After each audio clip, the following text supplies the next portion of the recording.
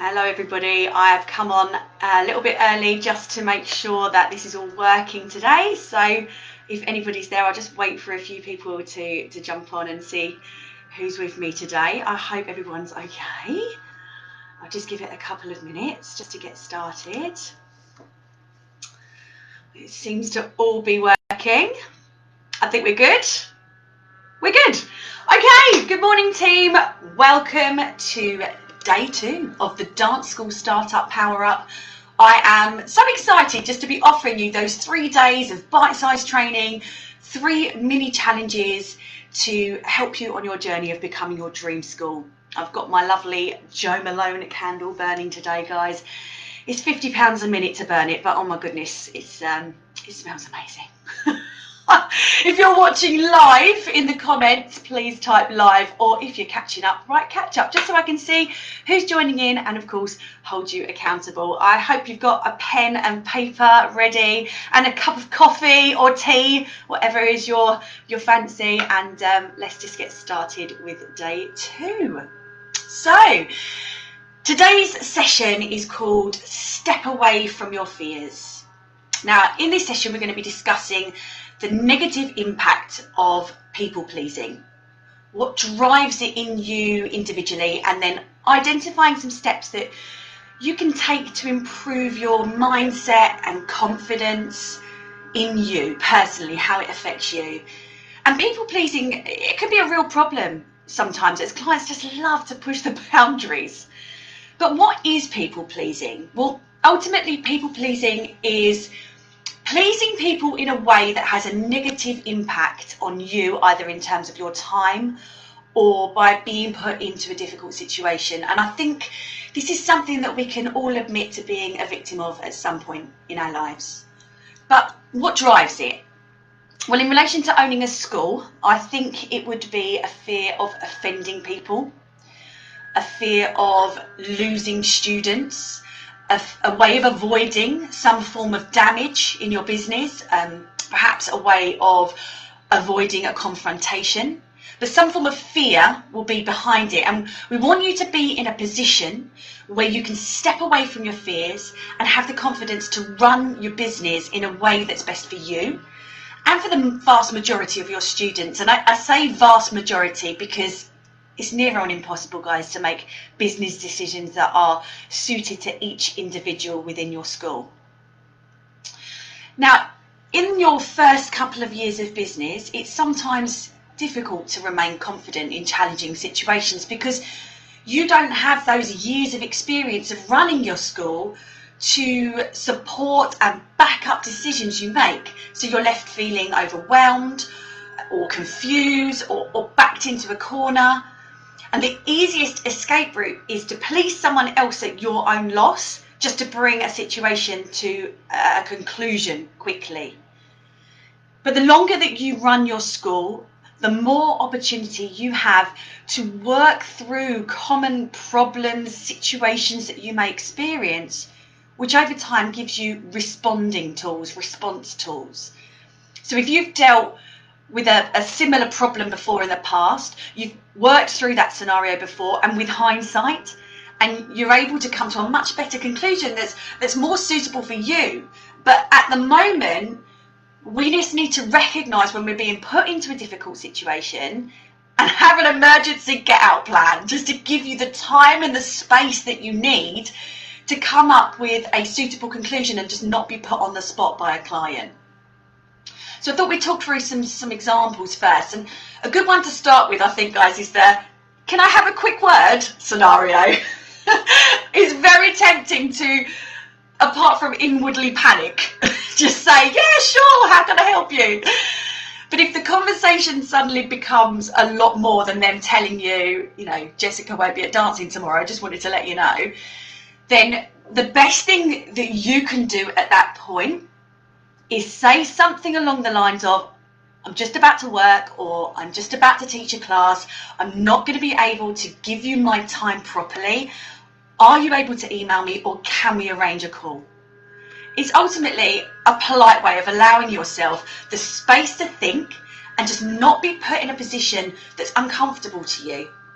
Now, I actually only did this for the first time a couple of years ago, and guys, it was life-changing. It felt empowering. Actually, I remember ringing a friend just to tell her what I'd done, because it was so unlike me. Normally, I was such a people pleaser. So for me to take that big step and take a breath and say to somebody, I'm not available now, but I will be available to you, was huge.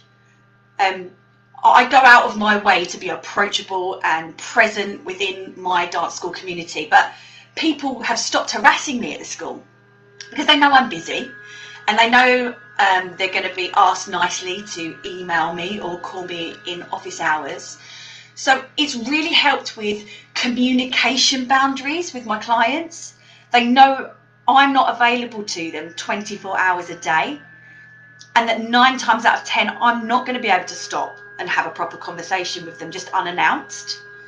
And I would use this exact method with a more serious scenario too. For example, a problem, a complaint. You want to have a way of professionally buying yourself time and allowing yourself the space to think before acting. Now, another good example I thought of, guys, is it could be putting a child in for a dance exam because the parents put pressure on you, even if you thought the child wasn't ready, in your opinion, but you did it anyway. It's so important that you find the strength to stand your ground in these situations, because once you bend the rules for one, it's not going to take long for the next person to come along and challenge you. And that's why at my school we have frequently asked question guides, or we have handbooks, and that's what you need at your school, handbooks about big events that take place throughout the year or exams. It's important you create a guide for your exams at your school. You've got a full document to back you up on your decisions, and then you'll be clear on your decisions because you sat down, thought about them, and you literally spelt them out in a handbook. So it's very, very clear. When I introduced the exam guide at my school, a lot of situations were just removed because it was clearly explained in the guide how we assess the students to see if they were ready for the next level. And again, it all goes back to communication. And I've said this before, and I'll say it again, the more you can communicate with your clients, the clearer you get in your business and the more confident you will feel. A long time ago, I changed an entire competition team rehearsal schedule, and I changed it for one person. Now, not only do I look back on this now and see how ridiculous that was, that person quit my school halfway through the competition season. That's such a classic example of how people pleasing can completely backfire. I lost valuable time reworking something to avoid a situation that I felt uncomfortable in. And I completely lost out in the end because I had to rework 5 routines. Now that was my mistake because I didn't make it clear what was expected of people. I was backed into a corner and I panicked. Now at the end of that season, I created the team terms and conditions, which I hadn't done before, stupidly. And ever since then, there have been non-negotiables. Everyone knows what's expected from them on day one. And if they can't commit to that, then they understand that they're not going to be able to take part this time.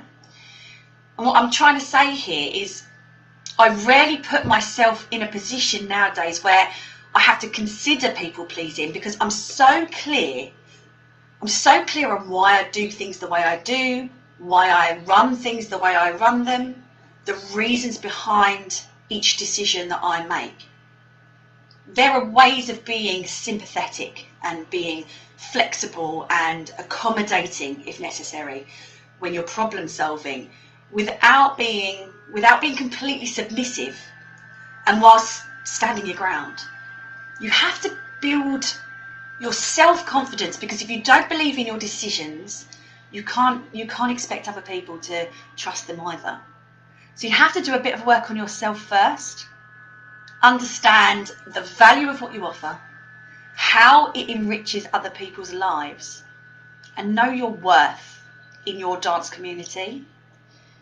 Now, depending on your personality, this self-confidence could take some time to build upon. I know it did for me. But being aware of your actions, your boundaries, putting strategies into place early on, it can save you from stressful situations. The more prepared you are, the better. You can't be over prepared. And I saw a quote that Ed Sheeran had said, actually, which was, I can't tell you the key to success, but I can tell you the key to failure is trying to please everyone. Now, how accurate is that? I can't tell you the key to success, but I can tell you the key to failure is trying to please everyone. Know that you can't be the school for everyone, and be okay with that, because there are plenty of students out there that you will be the perfect school for. So that's some real food for thought there, guys, and I hope that gives you something to think about today. Now, with today's challenge, I want you to consider how people pleasing may have affected you in the past and how it presents itself in you personally, because it's experienced very differently from person to person. What do you think is the fear behind it? What drove it? And I want you to write down just 2 examples where you've been in a situation, either in your business or in your personal life, and then write down with hindsight how you could have altered your reaction and why that would have created a better outcome. This exercise is going to get you thinking about how you can step away from a situation, give it space, and come to a conclusion that works for all parties. I'd love you to pick one, if it's not too personal, and share it in the group with the hashtag Day2Challenge, because reading each other's responses is not only going to show you how common a problem it is, but it's also going to pull up some great strategies to use going forward that you might not have considered. A reminder that there's a little prize, guys, at the end of the week for one lucky winner, but you have to be posting your challenge to be in with a chance of winning. And remember, guys, the more you get involved in these things, the more you get out of it. It's only 3 sessions. It's only 3 little mini challenges. Do the homework, put that effort in and see the results. I saw a couple of the flow charts from yesterday in the group and it just gave me so much joy seeing them. You know, I could see how people had already started to find faults in their system and had begun to take steps to improve them. So, you know, make sure you do it, guys, because it really will be an insight into what you need to do next. So that's it for day 2. I really hope you enjoyed that. I hope you found it useful. I'm going to be back tomorrow for day 3 at 10:30, where I'm going to be talking about powering up your social media. Guys, I know this is always a tricky one for everybody. Thank you so much for joining me today. And as always, I look forward to seeing you in the group. See you later, guys. Bye for now.